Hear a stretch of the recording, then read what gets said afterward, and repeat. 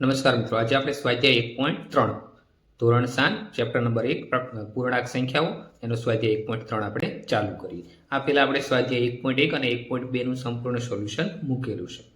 સ્વાધ્યાય 1.3 પ્રશ્ન નંબર 1, નીચે આપેલ દરેકના જવાબ લખો. તો મિત્રો, આમાં બધી જગ્યાએ તમને ભાગાકાર આપ્યા છે અને સરવાળા બાદબાકી રીતે સાદુરૂપ આપી અને તમારે શું લાવવાનું છે? જવાબ લાવવાનો છે. પ્રશ્ન 1 માં શું આપ્યું છે? -30 ભાગ્યા 10. તો આપણે આના અર્થ લખી શકશું -30 ભાગ્યા 10.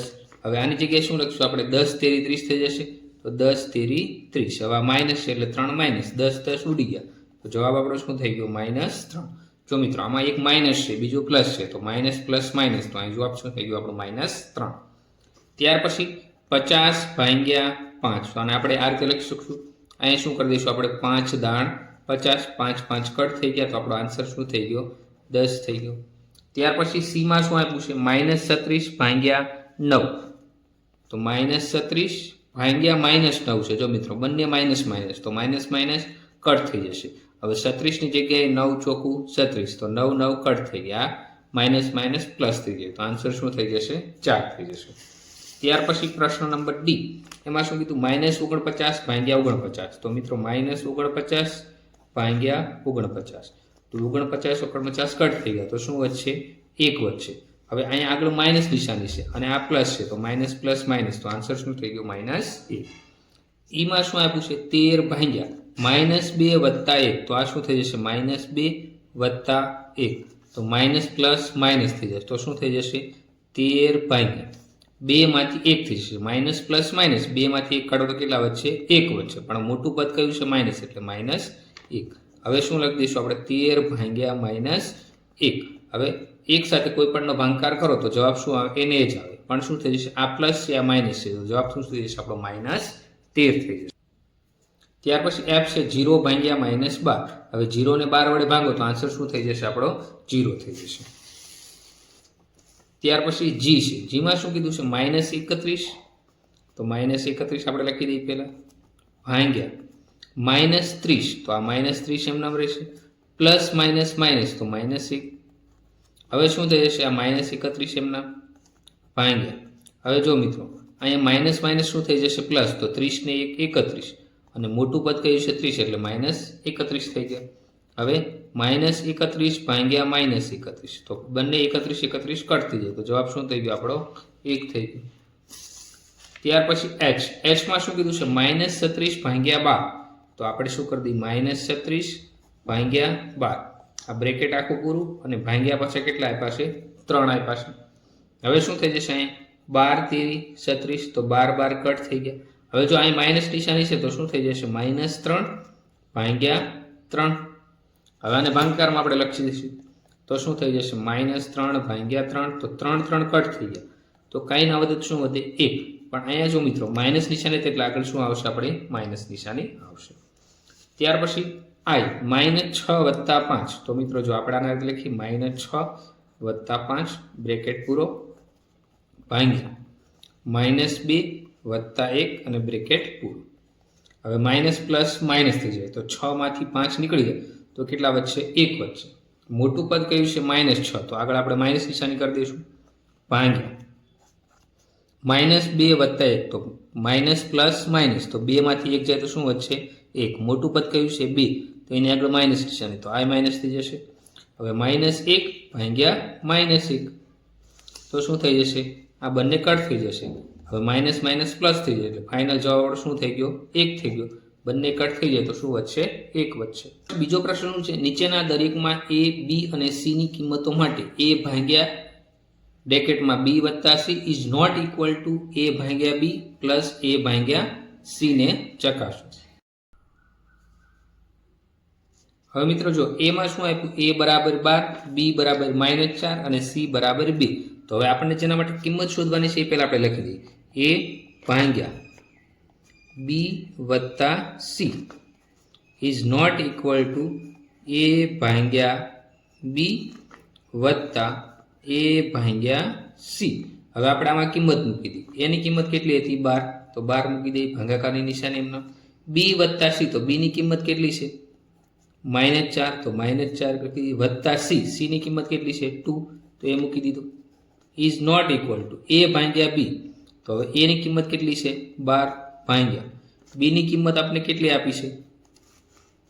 -4. તો -4 લખી દઈએ, બ્રેકેટ પૂરો, વત્તા એ ભાગ્યા સી. તો એની કિંમત કેટલી છે? 12. તો 12 લખી દઈએ, ભાગ્યા સીની કિંમત કેટલી છે? 2. તો 2 લખી દઈએ. હવે આપણે અહીંથી સાદુરૂપ આપવાનું ચાલુ કરીએ. તો 12 એમના 12 ભાગ્યા. હવે માઇનસ પ્લસ શું થઈ જશે? માઇનસ. તો 4 માંથી 2 જાય તો શું વધશે? 2. પણ કેવા 2? -2. શું કરવા? તો અહીંયા 4 છે એ મોટા છે એટલે ઇઝ નોટ ઇક્વલ ટુ 12 ભાગ્યા 4. તો શું થઈ જશે? 12 ભાગ્યા 4 એટલે 4 તેરી 12 થઈ જશે. 4 4 કટ થઈ ગયા. તો આન્સર આપણો શું થઈ જશે? -3 વત્તા 12 ભાગ્યા 2. તો 2 6 કેટલા થઈ જશે? 12. તો અહીં કેટલા આવી ગયા? 6 આવી ગયા. હવે 12 ભાગ્યા -2. તો શું થઈ જશે? -6 થઈ ગયા. રેડી? 12 ભાગ્યા 2 તો 6 દુ 12 એટલે આન્સર 6 થઈ ગયો. ઇઝ નોટ ઇક્વલ ટુ હવે અહીંયા -3 વત્તા 6. તો માઇનસ પ્લસ શું થઈ જશે? માઇનસ થઈ જશે. તો 3 માંથી 6 જશે તો -6 એમના લખી નાખશું. ઇઝ નોટ ઇક્વલ ટુ -3 માંથી 6 કાઢો તો કેટલા વધશે? 3. તો આ શું થઈ ગયું? સાબિત થઈ ગયું કે બંને સમાન છે નહીં. તો -6 ઇઝ નોટ ઇક્વલ ટુ 3. ત્યાર પછી મિત્રો પાછું બી આપ્યું છે. બીમાં શું આપ્યું છે? એ બરાબર -10, બી બરાબર 1 અને સી બરાબર તમને શું આપ્યું છે? 1 આપ્યું છે. તો એના માટે આપણે જવાબ લઈ આવવાનો છે. તો જેની આપણે કિંમત શોધવાની છે લખી નાખી. એ ભાગ્યા બી વત્તા C is not equal to A ભાગ્યા બી વત્તા એ ભાગ્યા સી લખી દઈએ મિત્રો. હવે એની કિંમત કેટલી છે મિત્રો? -10. તો અહીં -10 લખી દઈએ, ભાગ્યા બીની કિંમત કેટલી આપી? 1 આપી. સીની કિંમત એ તમને કેટલી આપી છે? 1 આપી, લખી દઈએ. Is not equal to A ભાગ્યા બી. તો એની કિંમત કેટલી આપી છે આપણે? -10 ભાગ્યા બી. બી એટલે શું છે?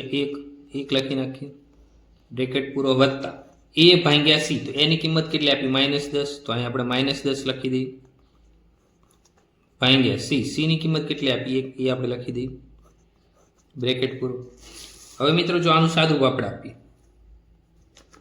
તો શું થઈ જશે? -10 એમના ભાગ્યા 1 વત્તા 1 એટલે કેટલા થઈ ગયા? 2 થઈ ગયા. બરાબર મિત્રો? ઇઝ નોટ ઇક્વલ ટુ ઓલી બાજુ કરીએ, -10 ભાગ્યા 1. કોઈ પણ સંખ્યાનો એક સાથે ભાગાકાર કરો તો સંખ્યા પોતે જ મળે. તો અહીંયા શું થઈ જશે? -10 એમના મળી ગયા, વત્તા અહીંયા પણ -10 ભાગ્યા 1. તો સંખ્યા પોતે મળશે તો આ -10 એમના થઈ ગયા. આગળ હવે 10 ભાગ્યા 2. તો 5 દુ 10 થઈ જશે. તો અહીંયા શું જવાબ આવી જશે? -5 ઇઝ નોટ ઇક્વલ ટુ હવે આ -10 વચ્ચે ઓછે ઓછા તો શું થઈ જશે? આ -10 હવે માઇનસ માઇનસ શું થઈ જશે? પ્લસ થઈ જશે. તો આ કેટલા થઈ ગયા? -20 અને આ બાજુ -5 હતા એ રહી ગયા એમના. તો -5 ઇઝ નોટ ઇક્વલ ટુ -20. તો આ શું થઈ જશે? સાબિત થાય છે. ત્યાર પછી મિત્રો પ્રશ્ન નંબર 3, ખાલી જગ્યા પૂરો. એમાં તમને એ આપી છે 369 ભાગ્યા ખાલી જગ્યા બરાબર 369. હવે કોઈ પણ સંખ્યાને એના વડે ભાંગો અને જવાબ એને આવતો હોય તો કઈ સંખ્યા વડે ભાંગ્યો હોય? એને 1 વડે. તો 369 ને તમે 1 વડે ભાંગો તો સંખ્યા પાછી એને જ મળી ગઈ. બીમાં શું કીધું? -75 ભાગ્યા ખાલી જગ્યા બરાબર -1. હવે સંખ્યાને પોતાની જ વડે ભાંગો તો શું આવે? જવાબ 1 આવે.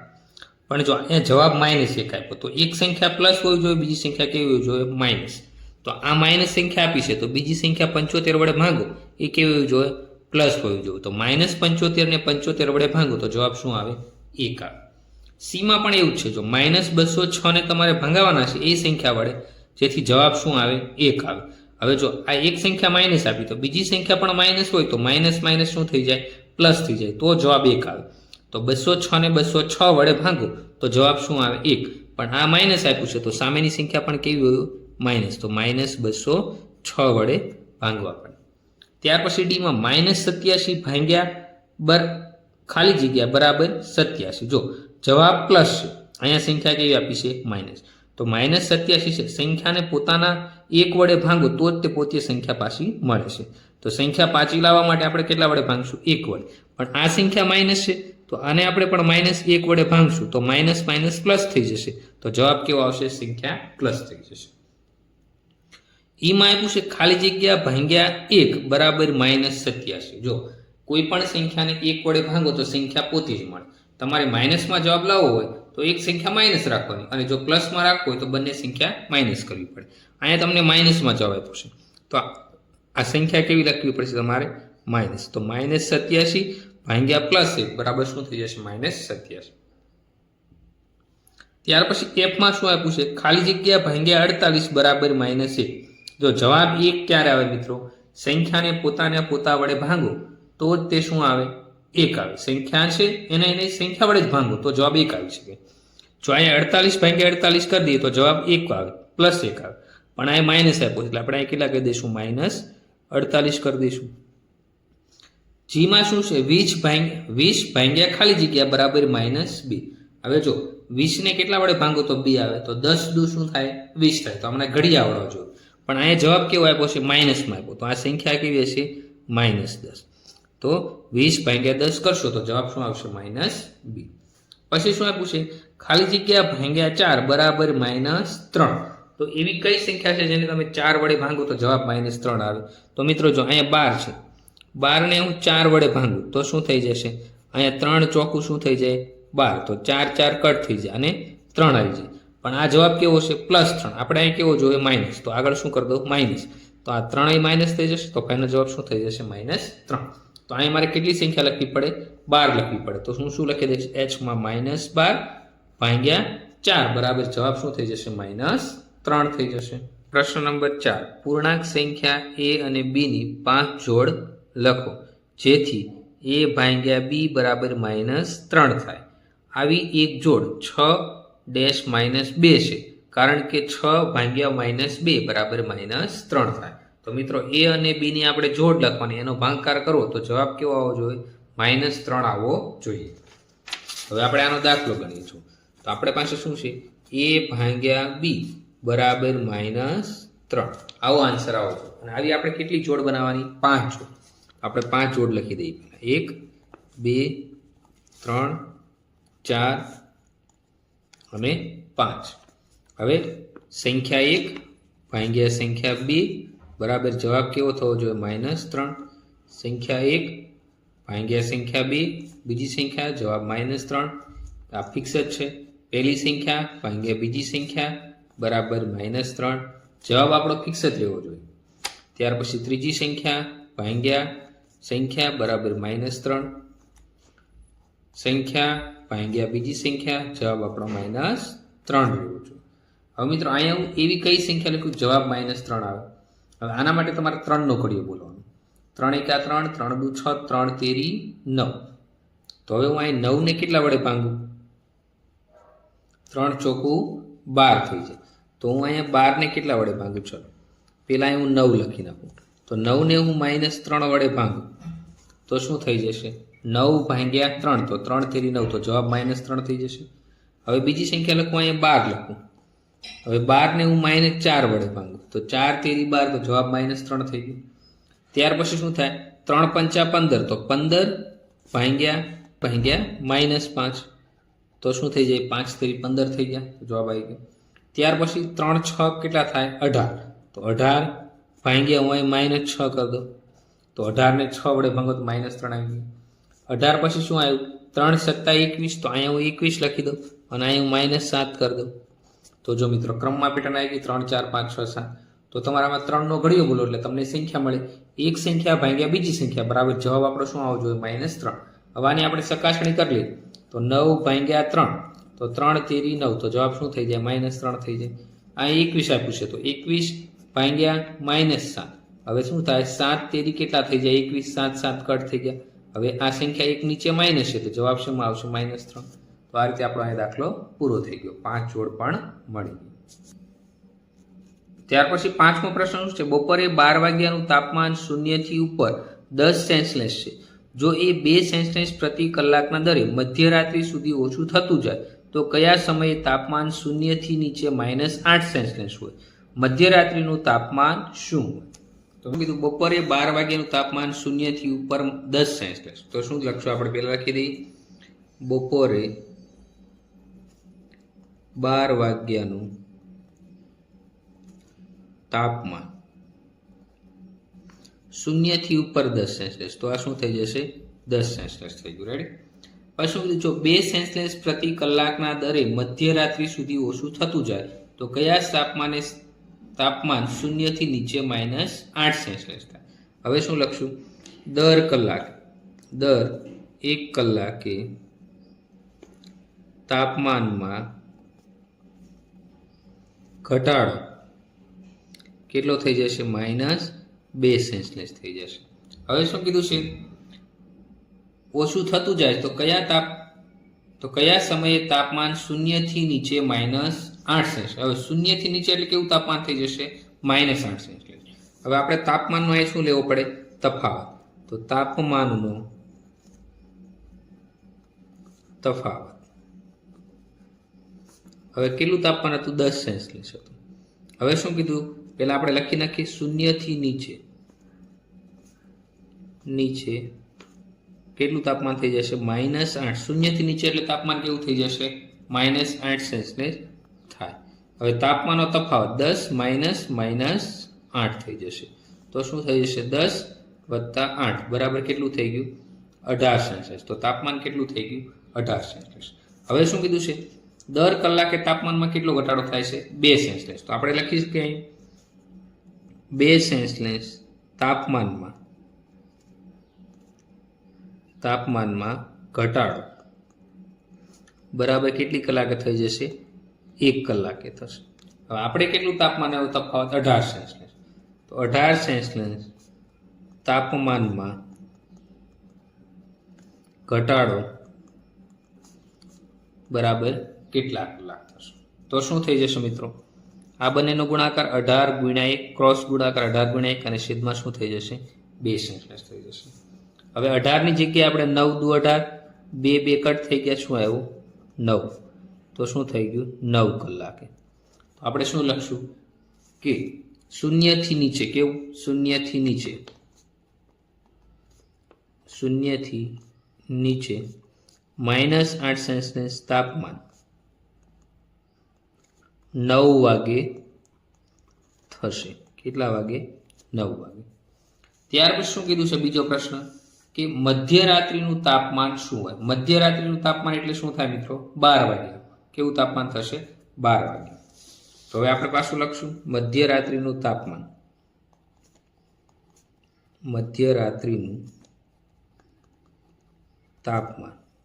આપણે શોધવાનું છે.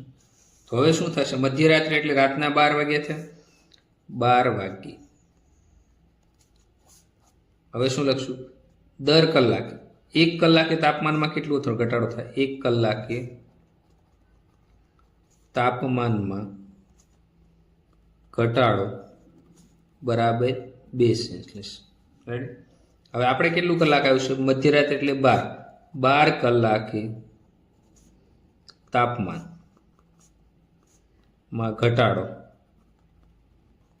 બરાબર શું થઈ જશે? ક્રોસ ગુણાકાર 12 × 2 છેદમાં 1. તો કેટલું તાપમાન થઈ જશે?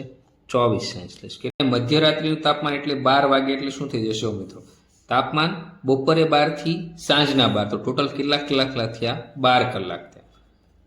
એના ઉપરથી આપણે આ 12 કલાક લીધું. હવે 12 કલાકે તાપમાનમાં ઘટાડો કેટલો આવ્યો? 24 સેન્સલેસ આવ્યું. હવે શું કરવું પડે કે મધ્યરાત્રિનું તાપમાન. તો મધ્યરાત્રિનું તાપમાન બરાબર હવે જે 12 વાગે તાપમાન હતું એમાંથી શું કરવું પડે? આ તાપમાન જે 12 કલાકનું તાપમાન આવ્યું એ બાદ કરવું પડે. તો -24 સેન્સલેસ. શું કરવા 12 કર્યું? કેમ કે આપણે બપોરે 12 વાગે 10 સેન્સલેસ તાપમાન હતું. પછી શું તાપમાનમાં ઘટાડો થઈ ગયો. તો આ 10 માંથી આ તાપમાનનો ઘટાડો આપણે શું કરવો પડે? બાદ કરવો પડે. તો 10 માંથી 24 સેન્સલેસ બાદ કરશો એટલે કેટલું મળ્યું? 14 સેન્સલેસ. તો 14 સેન્સલેસ પણ કેવું આવશે? -14. તો આપણે લખશું મધ્યરાત્રિનું તાપમાન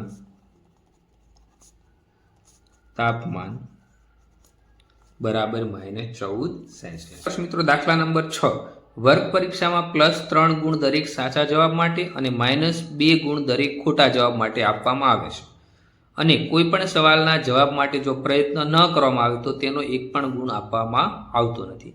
એની નીચે આપણે 2 પ્રશ્નો આપ્યા છે. એનું આપણે સોલ્યુશન. પહેલો પ્રશ્ન એમાં એવું છે, રાધિકાએ 20 ગુણ મેળવ્યા. જો તેણે 12 સાચા જવાબો આપ્યા હોય તો તેણે કેટલા જવાબ ખોટા છે? હવે રાધિકાને મેળવેલા ગુણ આપણે પહેલા લખી નાખીએ. તો રાધિકાએ મેળવેલા ગુણ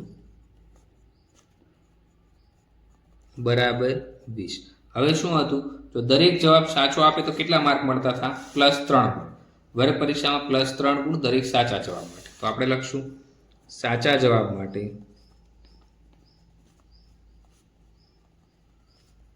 +3 અને ખોટા જવાબ માટે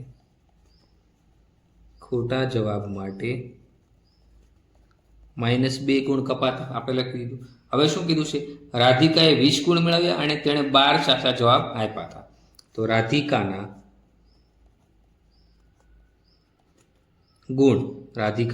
કુલ ગુણ બરાબર શું થશે?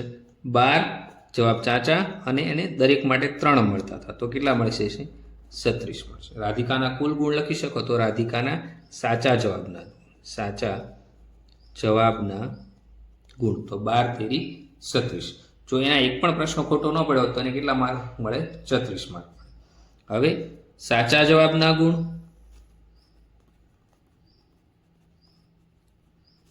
પ્લસ ખોટા જવાબના ગુણ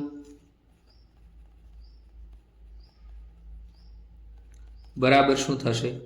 મેળવેલ ગુણ. હવે રાધિકાને ટોટલ માર્ક કેટલા મળવા? સાચા જવાબના ગુણ 36 મળવાના હતા, પ્લસ ખોટા જવાબના ગુણ આપણે ગોતવાના છે.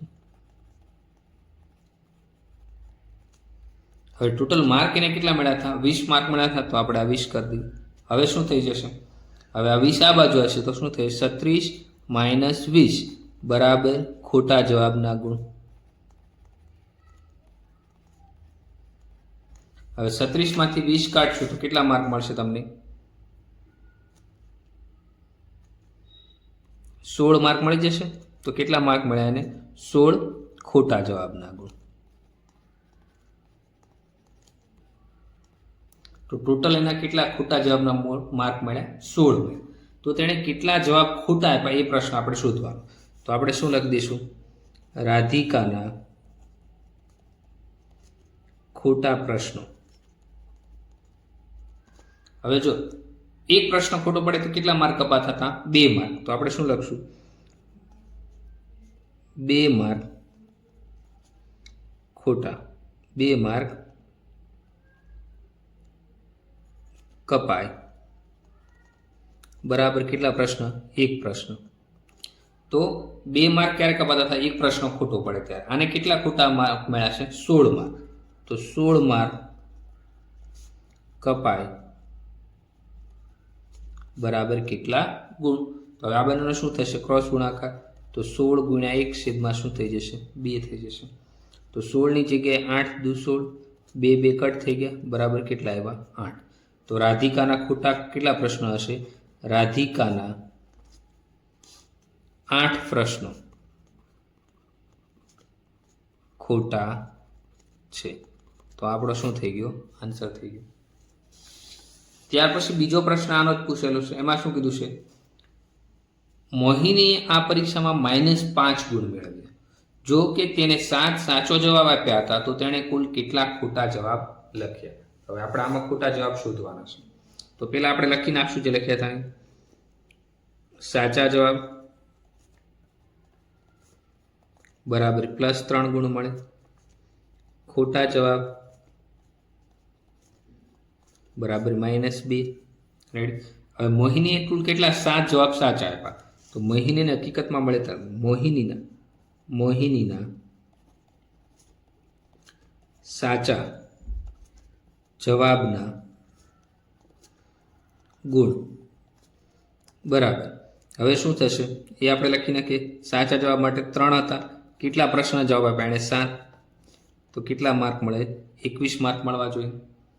હવે આપણે જે સૂત્ર છે એ લખી નાખીએ. સાચા જવાબના ગુણ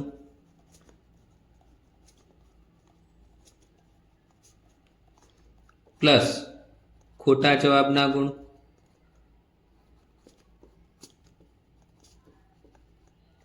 બરાબર શું થશે? મેળવેલ માર્ક.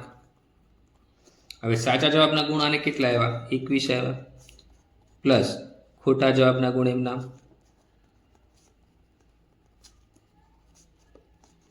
માર્ક કેટલા મળ્યા છે? ખાલી -5. તો અહીંયા -5 કરી દઈએ. હવે આ -5 આ બાજુ આવશે એટલે શું થઈ જશે? પ્લસ. તો 21 વત્તા શું થઈ જશે? 5 બરાબર ખોટા જવાબના ગુણ. તો 21 ને 5 કેટલા થઈ ગયા? 26 થઈ ગયા. તો આ 26 માર્ક અને ખોટા પ્રશ્નોના મળેલા છે. તો હવે આપણે લખી શકીએ કે 2 ગુણ કપાય બરાબર 1 ખોટો જવાબ. ક્યારે 1 ગુણ 2 ગુણ ક્યારે કપાય? 1 તમે જવાબ ખોટો આપો. તો આને કેટલા માર્ક મળ્યા? 24. 24 ગુણ કપાય તો કેટલા ખોટા પ્રશ્નો પડે? તો શું થશે? આ ક્રોસ ગુણાકાર 24 ગુણ્યા 1 છેદમાં શું થઈ જશે? 13 થઈ જશે. 26 ની જગ્યાએ 13 ગુણ્યા 2, 2 કટ થઈ ગયા. તો જવાબ શું થઈ ગયો? 13. તો મોહિનીને કેટલા ખોટા જવાબ આપ્યા? 13 જવાબ એણે ખોટા આપ્યા. તો આપણે લખશું મોહિનીએ કુલ 13 ખોટા જવાબ લખ્યા. ત્યાર પછી 7મો પ્રશ્ન. એક લિફ્ટ 6 મીટર પ્રતિ મિનિટના દરે ખાણમાં ઉતરે છે. જો તે જમીનથી 10 મીટર ઉપરથી નીચે ઉતરતી હોય તો -350 મીટર સુધી પહોંચતા તેને કેટલો સમય લાગે? આ લિફ્ટ છે એ કેટલું છે? જમીનથી 10 મીટર ઊંચાઈ ઉપર છે. તો અહીંયા જમીન છે તો જમીનથી કેટલી ઉપર છે? 10 મીટર ઉપર છે. હવે નીચે કેટલું જવાનું છે? ટોટલ 350 મીટર અંતર જવાનું છે. તો હવે લિફ્ટે કુલ કાપેલું અંતર કેટલું થઈ જશે? આ બંનેનો શું થશે? સરવાળો. તો ટોટલ અંતર કેટલું થઈ જશે? 360 મીટર થઈ જશે. તો આપણે શું લખશું? લિફ્ટ દ્વારા કપાયેલું કુલ અંતર બરાબર 10 વત્તા 350. હવે આ અંતર તમને -350 કેમ આપ્યું છે? એ નીચે જાય છે એટલે -350 આપ્યા. અંતર કોઈ દિવસ ઋણ હોતું નથી. તો કુલ અંતર કેટલું થઈ ગયું? 360 મીટર થઈ ગયું. હવે આગળ શું કીધું છે? જો 6 મીટર પ્રતિ મિનિટના દરે ખાણમાં ઉતરે છે તો 10 મીટર ઉપરથી નીચે ઉતરતી હોય તો -350 મીટર સુધી પહોંચતા તેને કુલ કેટલો સમય લાગે? તો છેક 350 મીટર સુધી નીચે જતા કેટલો સમય લાગે? તો આપણે લખશું કે 6 મીટર નીચે લિફ્ટ જતા કેટલા ટાઈમ લાગે છે? 1 મિનિટ. આપણી પાસે ટોટલ કેટલું અંતર છે? 360 મીટર. 360 મીટર નીચે લિફ્ટ જતા લાગતો સમય બરાબર કેટલો? તો આ બંનેનો શું થશે? ક્રોસ ગુણાકાર.